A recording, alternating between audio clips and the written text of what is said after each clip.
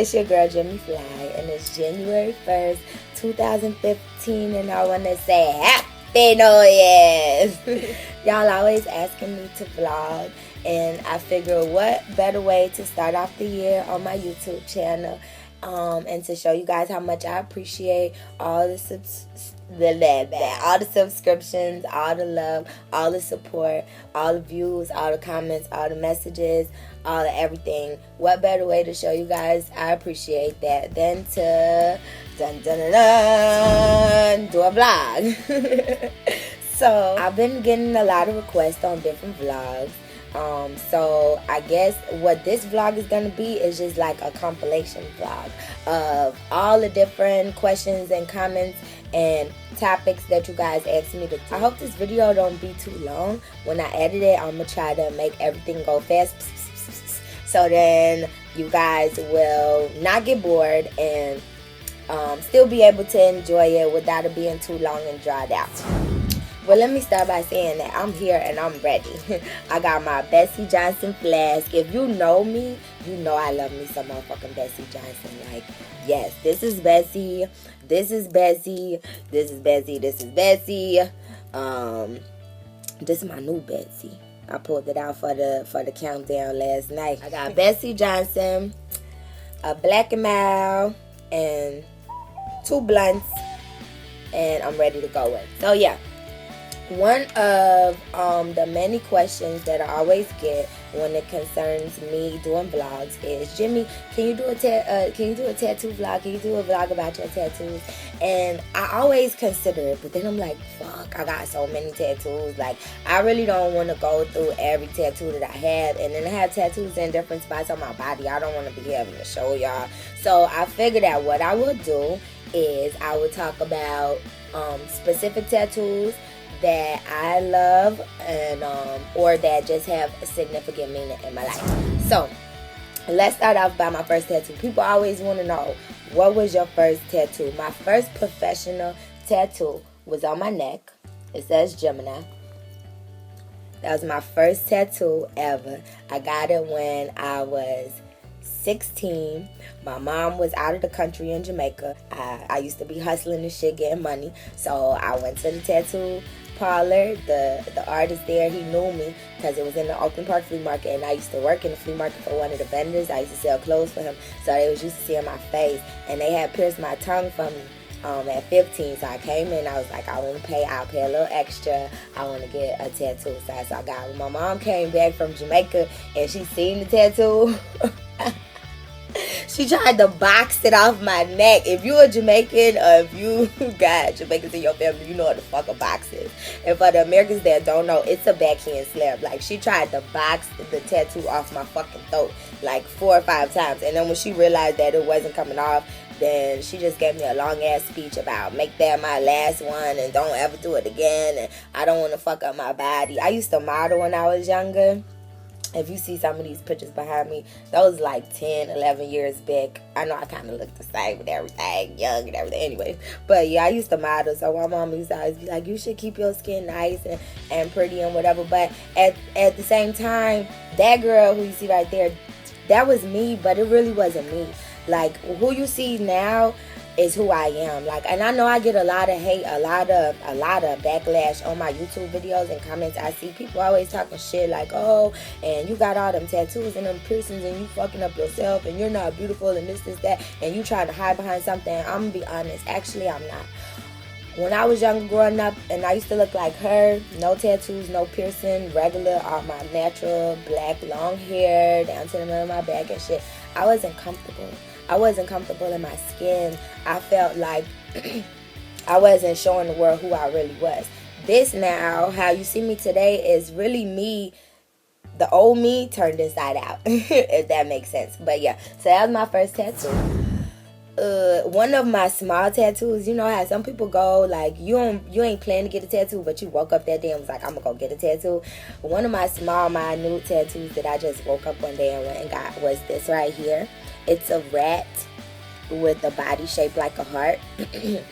It's a rat heart, or a heart rat, or whatever. My artist thought it was so stupid and so funny at the same time. But the reason that I got that, the meaning behind that, is because in Chinese astrology, excuse me, I'm a rat. And I'm a rat with a really big heart. So I thought it would be cute to get a rat with a big body shaped like a heart. So that's what that's about. On my chest is a hummingbird. I really love that tattoo. This is by my homeboy Chico Orange Eye. I feel as though a hummingbird represents my personality, because like I'm always flying and just making my way around, just interacting, mingling, mixing, networking, always here but not to stay. On my eye, I always get a lot of questions about this tattoo on my throat. For me, it's an eye with a needle through it. It's by a famous tattoo artist that actually did the illustration, and then you order it in the mail, and you take it to your artist and let them do it. I got this tatted. I actually made a vlog of this, so if you look through my channel, you can see me getting my throat tatted. It's called GeMi Black and her throat tatted or something like that. It's an evil eye, and some of my rap songs I talk about it. Like one of my latest songs, I think the bar is like, I got an evil eye tatted on my throat, bitch. I'm too real for these fake hoes to see me. I'm so real, these fake hoes want to be me.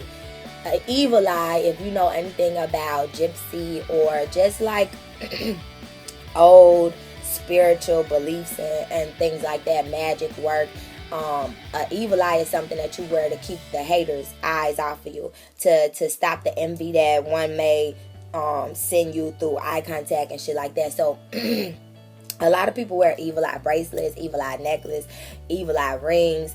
I always felt like, just in case one morning I wake up, I forget my bracelet, or I forget my chain, or I forget my ring, I got that evil eye tatted on my throat. So while you trying to direct that negative energy towards me, before you even, because you know when people be looking you up and down, they always start at your feet and be like sizing you up. So I figure by the time you get to my throat, it's over after that. Because you done seen the evil eye. It's a wrap. Your shit it means absolutely nothing. Your hate is sent back to you, banished, bitch. It's oblivious.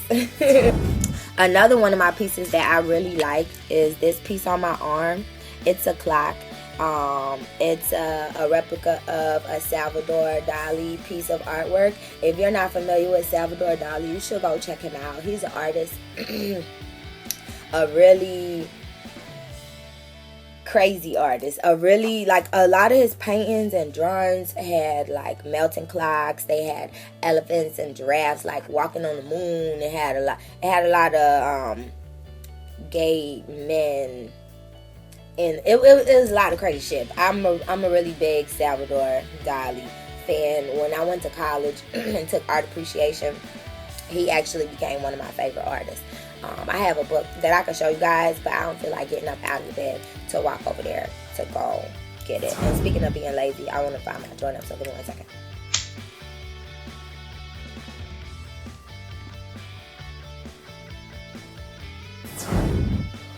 So yeah, another one of my tattoos that I really love is on my throat right here. You might see some scribbled lines in cursive, but what it says is, love those that love me. That's one of my really big like mottos, and one of my really big beliefs is that you don't waste time loving people that don't give a fuck about you. You love people that love you, and that's loyalty. To me, that's the definition of loyalty, is when you're always there for people that are there for you, when you love the people that love you, when the people that love you can count on you, and the people that you love, you can count on them. That's love, that's loyalty. So that's one of my favorite pieces too. This piece right here also is one of my favorite pieces. It's a stick figure with wings. My tattoo artist thought it was so stupid when I got that, and funny at the same time. But for me, it just represents that I stay fly. You know, I always keep my wings on. And it's a stick figure because obviously I'm skinny. People always make jokes about how skinny I am, but I embrace that because I've been skinny all my life, and I'll be skinny till the day I die. So it is what it is. I always keep my wings, bitch. I'm the flyest bitch I ever motherfucking meet. Know that. Another one of my pieces is an older piece. It's this Band-Aid.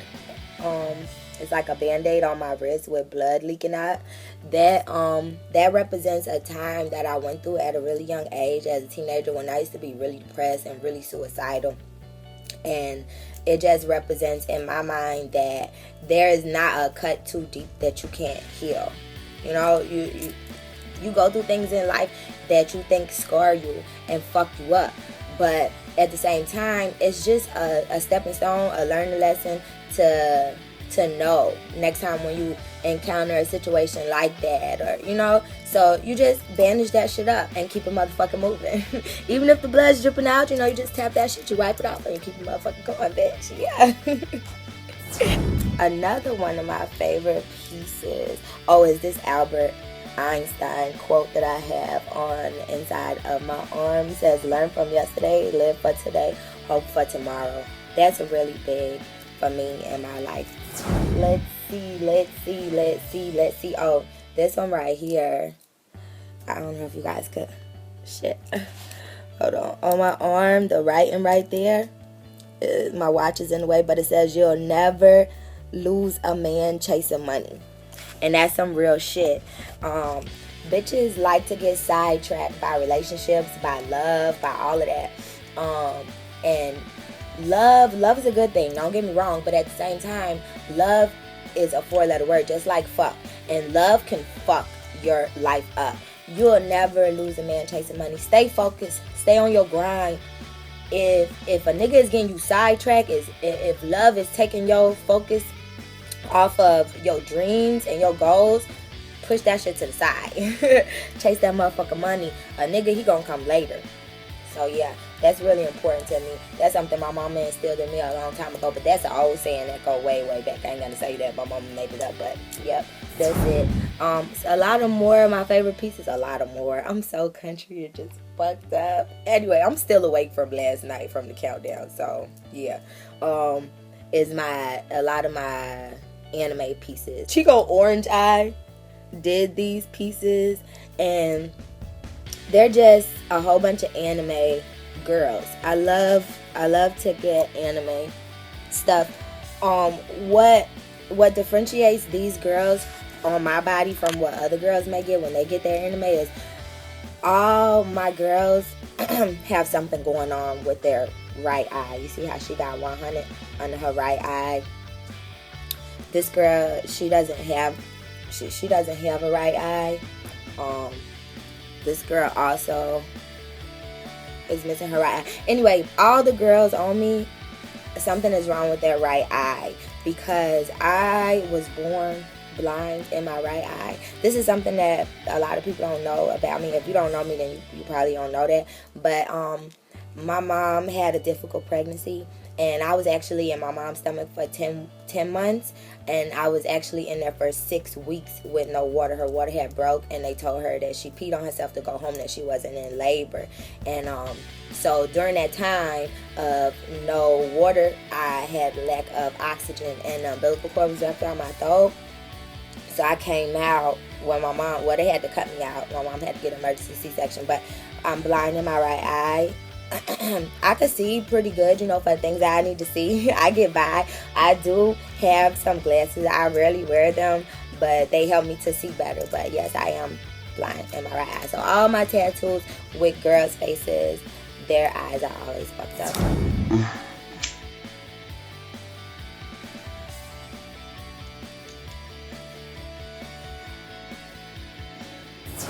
God, I fucking love weed, dog. I fucking love fucking weed. Okay, so let's switch up the vlog now. Motherfuckers is always like trying to come for me on my vlogs. And like, oh, she looks like a crackhead. She looks like this. She like that. She got AIDS. Like, that's some wicked ass shit to say about somebody. Bruh, just because I'm skinny doesn't mean that I'm sickly or dying or something. Like, some people are naturally thin.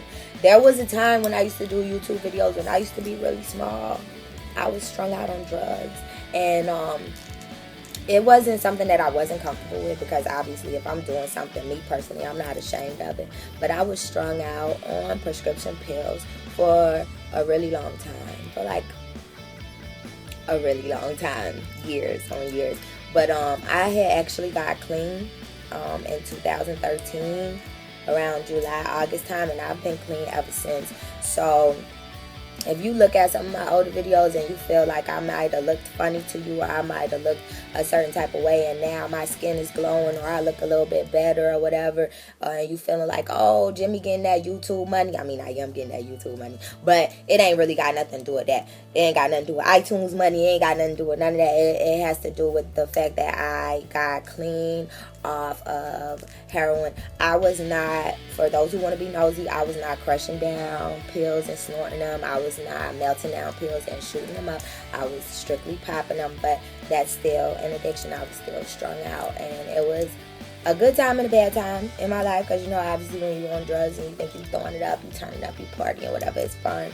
But when I woke up, the reality of the situation was I didn't like what I was doing. I didn't like who I had become. I didn't like who I started to see when I looked at my reflection in the mirror, so I had to do something about that. So now I smoke a lot of weed. I mean, like, I always smoke weed, but now I smoke a lot of weed, and I really love weed. And I just want to take this moment and give weed a moment of silence, and all you're going to hear is lighter strikes and motherfucking lungs inhaling.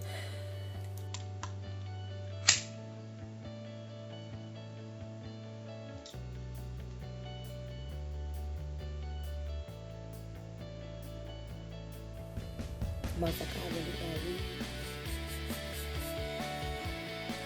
And that is some good ass motherfucking weed. Like, I only smoke good weed. I don't smoke regular weed. I don't smoke regular weed. If you smoke mid, if you smoke Reggie, that's on you. I ain't saying nothing against you. But for me personally, I can't smoke regular. I gotta smoke good weed. Yeah. So we could switch this vlog up now. What are some of the other questions? Oh, some of the other questions I noticed I've been getting lately. I guess a lot of y'all been coming across my older vlogs, my girlfriend tags, which have a lot of views on YouTube.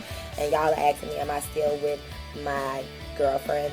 No, yeah, BZ and me broke up in January of 2013. So this month actually makes 2 years that we've been broken up. We're still good friends. It took a while to happen on my end, but we're still good friends. She was in my life for a really long time. I really love her, and we'll always be a part of each other's lives.